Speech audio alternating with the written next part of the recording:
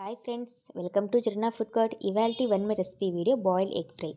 ముందుగా అయితే 4 గుడ్లని ఉడికించుకొని పెట్టుకోవాలి. తర్వాత ఇలాగా కట్ చేసుకొని వైట్ పార్ట్ ఎల్లో పార్ట్ మొత్తం సపరేట్ చేసుకోవాలి. వైట్ పార్ట్ని అయితే ఇలా పీసెస్గా కట్ చేసుకోవాలి.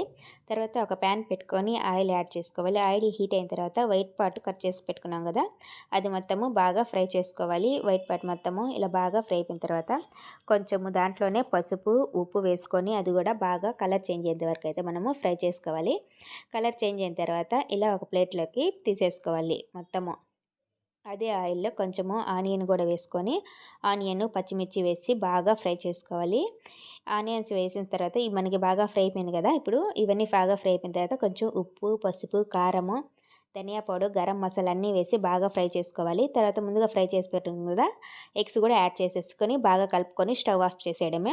మన ఛానల్ని ఫస్ట్ టైం చూస్తుంటే సబ్స్క్రైబ్ చేసుకోండి ఫ్రెండ్స్, అలాగే ఒక లైక్ కూడా చేయండి ఫ్రెండ్స్.